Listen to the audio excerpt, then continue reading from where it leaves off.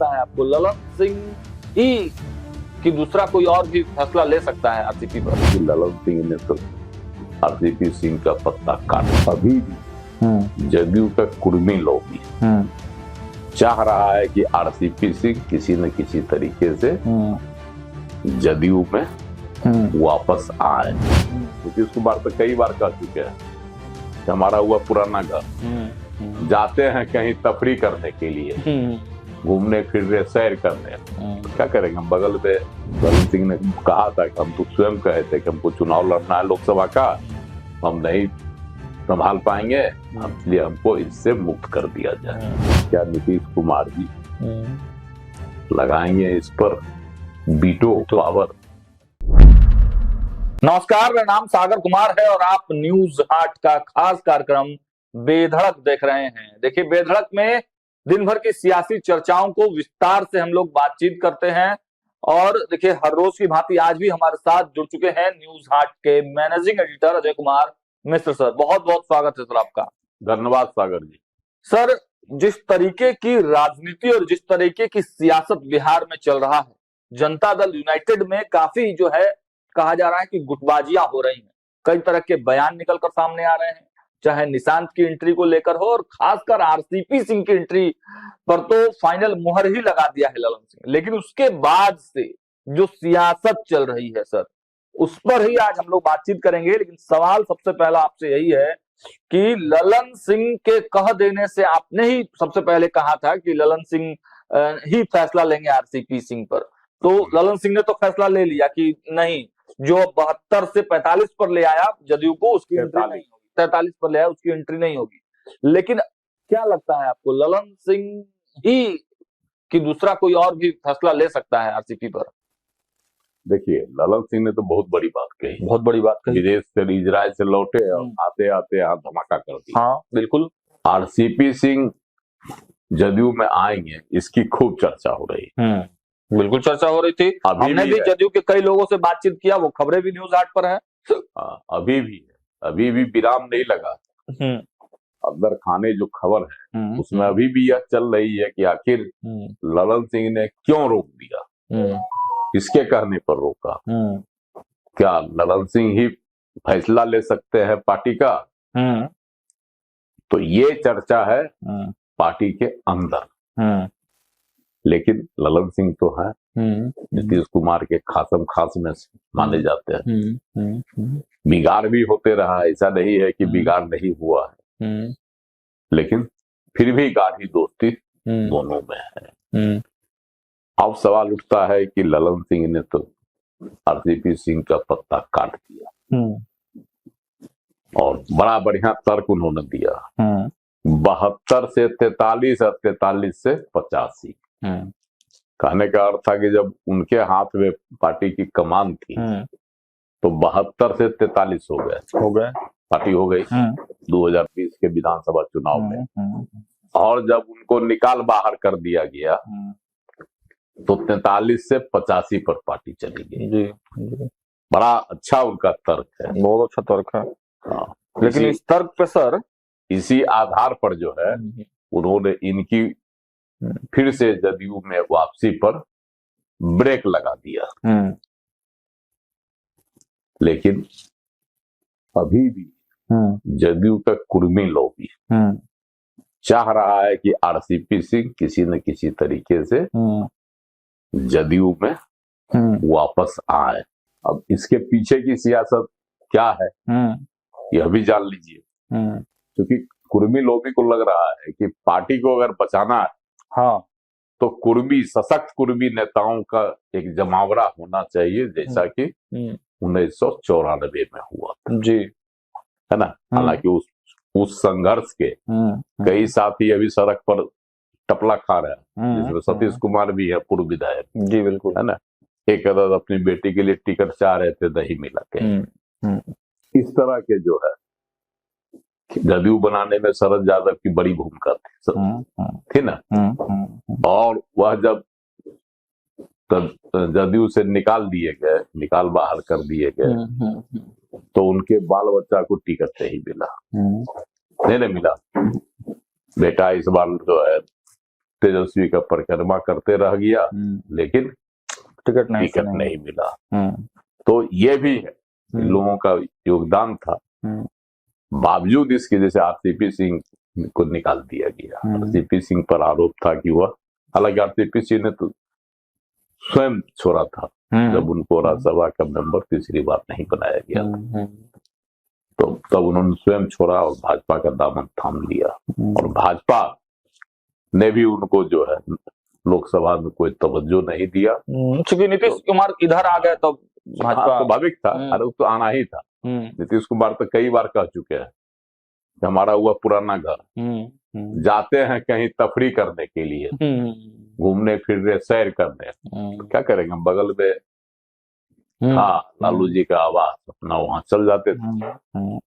और फिर जब वहां से मन उगता था तो तब भाग के फिर चले आए अपने पुराने घर में। उनका तो शुरू से कहावत, इस बार तो कहते हैं कि अब अबरी नहीं जाएंगे कहीं। देखिए भविष्य को कौन जानता है, लेकिन ललन सिंह ने आरसीपी सिंह का दरवाजा बंद कर दिया। अब लोगों को यही लग रहा है कि अब ललन सिंह के ऊपर तो एक ही है, मुख्यमंत्री नीतीश कुमार। चूंकि पटेल सेवा संघ के दही चूरा भोज में नीतीश कुमार भी गए हुए थे ना, बिल्कुल। और वही जो है जब आरसीपी सिंह पहुंचे तो आरसीपी सिंह के पक्ष में नारेबाजी हुई। उन्होंने पूरे कुर्मी समाज का, पटेल संघ सेवा संघ का मतलब क्या हुआ, कुर्मियों का जमाव रहा, उन्होंने सीधा सीधी। तो वहां पर जो है फिर से नारा लगा और नारेबाजी हुई। उसके बाद से जो क्या कहता है, आरसीपी सिंह का भी हौसला बुलंद हो गया। वो मेरे अभिभावक है नीतीश कुमार जी, और नीतीश कुमार जी का कोई प्रतिक्रिया नहीं आई, मौन साधे हुए हैं। हाँ, लेकिन उनके जो खास लोग हैं, जैसे आपको श्याम रजक, उन्होंने भी एक दही चूरा भोज में, पार्टी के दही चूरा भोज में अपने सदा घर पर जो था वहां कहा था, तो जब पत्रकारों ने सवाल पूछा, उन्होंने कहा कि भाई आरसीपी के ने ऐसा कहा, क्या उनकी घर वापसी होगी, जदयू में वापसी होगी?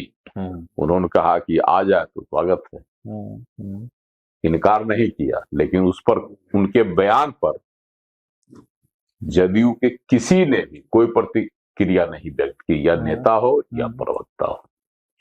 लेकिन फाइनली ललन सिंह ने, हाँ, लेकिन खबर यही आई थी कि इस पर अंतिम फैसला ललन सिंह लेंगे। और ललन सिंह ने जिस तेवर में कल बयान दिया उससे तो साफ स्पष्ट हो गया। लेकिन ललन सिंह ने एक भूल कर दी, बोलते बोलते वो ललन सिंह ने एक बात बोल दिया कि पार्टी किसी एक व्यक्ति की नहीं है,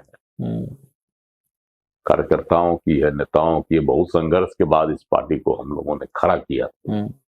तो ये बात जो है जदयू के अंदर खूब तैर रहा है।